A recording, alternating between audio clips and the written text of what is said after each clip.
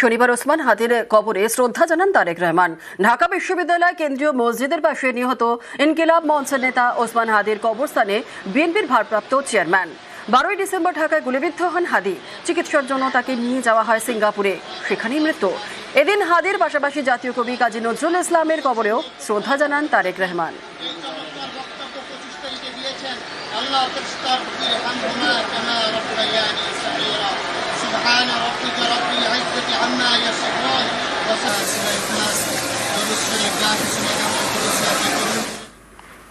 প্রস্তুতি শেষ। রবিবার বাংলাদেশের ভোটার কার্ড পাচ্ছেন তারেক রহমান। 17 বছর পর দেশে ফিরেছেন বিএনপির ভারপ্রাপ্ত চেয়ারম্যান তথা খালেদার ছেলে তারেক। দেশে ফিরেই ভোটে লড়াইয়ের প্রস্তুতি শুরু করে দিয়েছেন প্রাক্তন প্রধানমন্ত্রীর ছেলে। তারই অংশ হিসেবে আজ বাংলাদেশের ভোটার লিস্টে তারেক রহমানের নাম তোলার কাজ শেষ হয়েছে। রবিবার বাংলাদেশের ভোটার কার্ড পাওয়ার কথা তারেক রহমানের।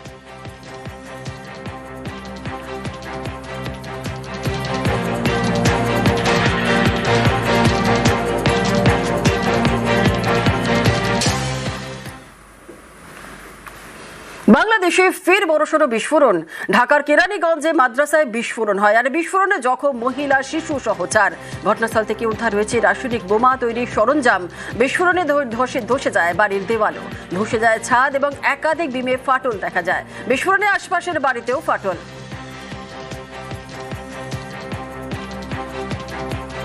কিছু দাহ্য পদার্থ উদ্ধার করেছে, বম ডিসপোজাল টিম এখন কার্যক্রম করছে।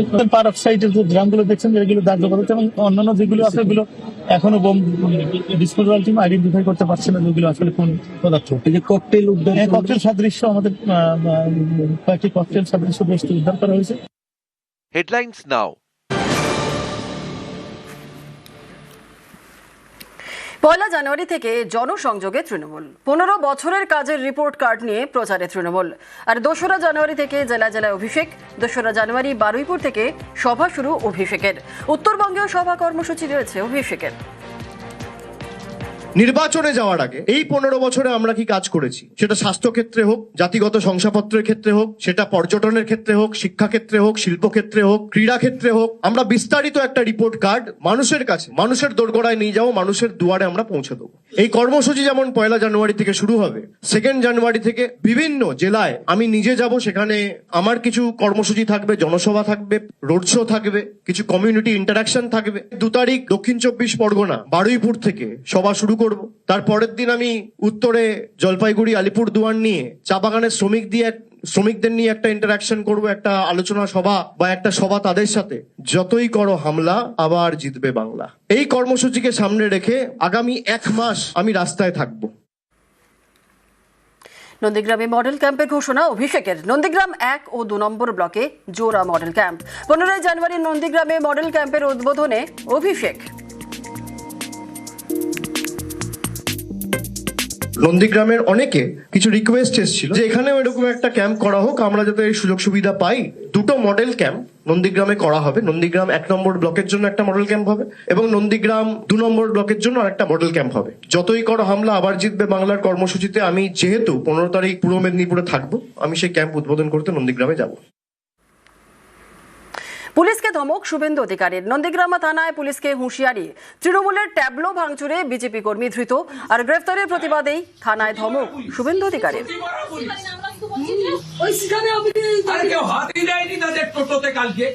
পুকুরে পড়ে একটা কেন সিভিল ড্রেসে গেছিলেন, মস্তানি টি শার্ট পরে চলে গেছে, চপ্পল পরা পুলিশ, হ্যাঁ ছুটি পরা পুলিশ, ছুটি পরা পুলিশ। আর কেউ হাতই দেয়নি তাদের টোটোতে কালকে। পুকুরে পড়ে একটা ফ্লেক্স ছিঁড়েছে, সেটা পুরো চাপিয়ে দিয়েছে সাজসিং করে। একদিনও কলেজ করে না এই ছোকরাটা, এই গর্গনা হর্গ, একদিনও কলেজ করে না, এইসব করে বেড়া। আর এরা থরথর করে খাবে। এদের বাবা মা পড়াশোনা করায়নি, পড়াশোনা ওরাই করিয়েছে, তৃণমূল করিয়েছে আইপ্যাক। এপ্রিল মাসের পরে মমতা থাকবে না, আইপ্যাক থাকবে না। আমি আপনাকে বলে গেলাম, যা করছেন ফল ভোগ করতে হবে। বিজেপি কর্মীদেরও নির্দেশ শুভেন্দু অধিকারীর। যা যা বলে গেলাম করো, বাকিটা আমি তারপরে ওকে জামা কাপড় সব কিনে দাও। আমাদের লয়ার টিম পাঠাও, গৌরাঙ্গের সঙ্গে মিট করো। এফআইআর এর কপি আমরা পেয়ে গেছি, মিট করাও। আর কালকে কলকাতা নিয়ে যাও হাইকোর্টে, সোমবার ভ্যাকেশনে বুক করা বলি। তুমি তোমার জামা কাপড় যা যা হাত দিয়েছে ছিঁড়েছে সব গুছিয়ে রাখবে। তুমি আগে মেডিকেল করিয়ে এফআইআর করো, তারপরে ওকে জামা কাপড় সব কিনে দাও। কিনে দাও, ছাড়া হবে না। নিয়ে যাও, অফিসে নিয়ে যাও।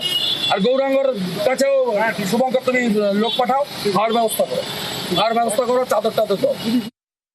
নন্দীগ্রামে তৃণমূলের জনসভা থেকে ভয় পেয়েছে বিজেপি, কটাক্ষ অরূপের।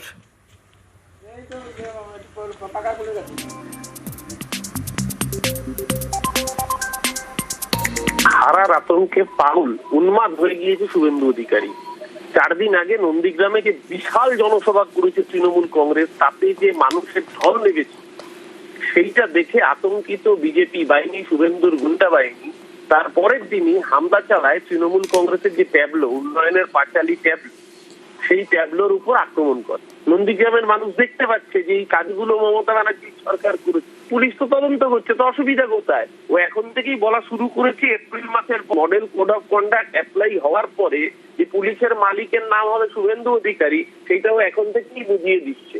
অর্থাৎ বিজেপি যে নির্বাচন কমিশনের নিয়ন্ত্রক এবং নির্বাচন কমিশন বিজেপির দলদার, সেটা এখন থেকে হুঙ্কার দিয়ে বলছে। This team also put on body camera concern এ থেকে যেটা পাওয়া গেছে, this raiding team comprised female police personnel and they never stormed into or broke into anyone's room as far as our preliminary scrutiny is concerned, justifying written explanation, justifying the grounds of arrest that has been provided with, and বাকি আমাদের যে কোনো police action that is subject to judicial review, so rather we are fully answerable to court. সোনা ব্যবসায়ী খুনে অভিযুক্ত রাজগঞ্জের video প্রশান্ত বর্মন, তার বিরুদ্ধে গ্রেফতারি পরোয়ানা জারি করেছে বিধাননগর পুলিশ। অনেকেরই প্রশ্ন, তিনি কোথায়, তাকে কেন গ্রেফতার করা গেল না? এদিকে ভিডিওকে গ্রেফতার করে কঠোর শাস্তির দাবি তুলেছেন নিহত সোনা ব্যবসায়ীর স্ত্রী।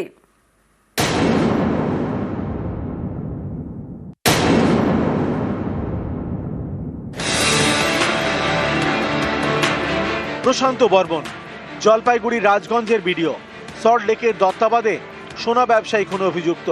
শুক্রবার রাতে তার বিরুদ্ধে গ্রেপ্তারি পরোয়ানা জারি করে বিধাননগর পুলিশ। অনেকেরই প্রশ্ন, ভিডিওকে কেন গ্রেপ্তার করা গেল না, তিনি কোথায়? শিলিগুড়ির মাটিগাড়ার এই বাড়িতে থাকেন রাজগঞ্জের ভিডিও প্রশান্ত বর্মন। শুক্রবার রাতে বাড়ির গেটে তালা, শনিবার সকালেও গেটে তালা।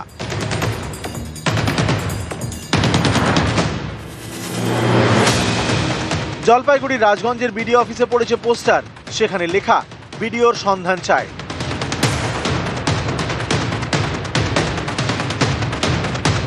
দাবাং ভিডিও রাজগঞ্জের প্রশান্ত বর্মন নিখোঁজ, দেখলে জানাবেন। নিহত সোনা ব্যবসায়ী স্বপন কামিল্লার স্ত্রীর দাবি, ভিডিওকে দ্রুত গ্রেপ্তার করে কড়া শাস্তি দেওয়া হোক। সে যেখানে থাকুক অ্যারেস্ট করুন, দেখি কঠোর শাস্তি দউন, তাকে ফাঁসির চড়ি দউন, মোর স্বামী নির্দোষ, তাকে কালি হত্যা করেছে, তাকে ফাঁসির চড়ুন। গত 30 অক্টোবর নিউটাউনের যাত্রাগাছি থেকে সোনা ব্যবসায়ী স্বপন কামিল্লার দেহ উদ্ধার হয়। জলপাইগুড়ি রাজগঞ্জের ভিডিওর বিরুদ্ধে খুনের অভিযোগ দায়ের করে নিহতের পরিবার। আগেই প্রশান্ত বর্মনের আগাম জামিন খারিজ করে কলকাতা হাইকোর্ট। আত্মসমর্পণ করতে বলে 72 ঘন্টা সময় বেঁধে দেয়। সেই রায় চ্যালেঞ্জ করে সুপ্রিম কোর্টের দ্বারস্থ হন রাজগঞ্জের ভিডিও। বৃহস্পতিবার ভিডিওর আত্মসমর্পণের মেয়াদ শেষ। শুক্রবার বিধাননগর আদালতের দ্বারস্থ হয় পুলিশ। প্রশান্ত বর্মনের বিরুদ্ধে গ্রেপ্তারি পরোয়ানা জারির আবেদন করে, সে আবেদন মঞ্জুর করে আদালত। এরপরেই ভিডিওর বিরুদ্ধে গ্রেপ্তারি পরোয়ানা জারি করে বিধাননগর পুলিশ। নিউজ 18 বাংলা। জলপথে দীঘা বেড়াতে যাওয়ার সময় বিপত্তি, মাঝ সমুদ্রে বিকল লঞ্চে আটকে পড়ে 20 জনের পর্যটক দল। পাথর প্রতিমা থেকে দীঘা আসার পথেই বিপদ। দীঘা থেকে 200 মিটার দূরে মাঝ সমুদ্রে বিকল হয়ে যায় লঞ্চ। পরে লঞ্চে থাকা সকলকে উদ্ধার করে দীঘা মোহনা থানার পুলিশ ও বিপর্যয় মোকাবিলা দল। পুলিশের চালু করা হেল্পলাইনে ফোন করে বিপদ থেকে রক্ষা পর্যটকদের। পাথর প্রতিমা তুমি একবার দিবেন, তুমি দূরে থেকে ই বন্ধ হয়ে যাবে। এই যে এখানে এইটা, এই দুটা দড়ি ধরে রাখো, দড়ি সবাই আর দুটা হাতে রাখ। হেল্পলাইনটা নাম্বারটা যেটা লঞ্চ করেছিলাম সেটা that has turn to B life saving. 23 জনের একটা টিম পাথর প্রতিমা থেকে তারা একটা মোটরাইজ ট্রলার নিয়ে এসেছিলেন পিকনিক মোডে, তোরা আটকে পড়েন। তারা কোথাও সোশ্যাল মিডিয়ায় এই নাম্বারটা came across with this number, তারা এখানে যখনই যোগাযোগ করেন আমরা খুব প্রম্পটলি আমাদের টিম ইন্টারভিন করে, আমাদের ওখানকার ডিএসপি ডিএনটি নেতৃত্বে একটা রেস্কিউ অপারেশন চলে।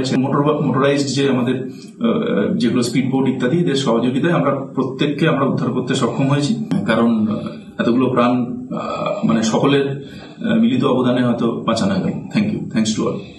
পাথর প্রতিমা থেকে 23 জন দীঘাতে জগন্নাথ দেবের দর্শন করতে এসেছিলেন। তো মাঝখানে জেলার মধ্যে ওদের বোট একটু অসুবিধাতে পড়ে গেলেন। আমাদের এখানে জেলা পুলিশের তরফ থেকে একটা হেল্পলাইন নাম্বার দিয়েছিল, এখানে যত টুরিস্টরা আসে ওদের যদি কন্ট্যাক্ট করার দরকার হয় তো ওটা ওই নাম্বারটা ওদের কাছে ছিল বলে ওরা পুলিশের সঙ্গে যোগাযোগ করলে তো আমাদের নুলিয়া টিম পুরোটা রেডি ছিল। ওরা দুটো বোটে করে 8 ঘন্টা 45 মিনিটের মধ্যে 23 জনকে 2-3টে ট্রিপ করে নিয়ে আসতে পারলেন।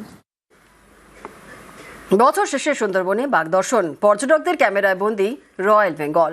সুন্দরবনের বনি ক্যাম্পে চোখের সামনে ডোরা কাটা। সুন্দরবনে এটা হচ্ছে বনি ক্যাম্পে আমরা বাঘটি দেখতে পেলাম। দেখো বাঘটা হেঁটে হেঁটে ওই চলে যাচ্ছে, ওই চলে গেল বাঘটি।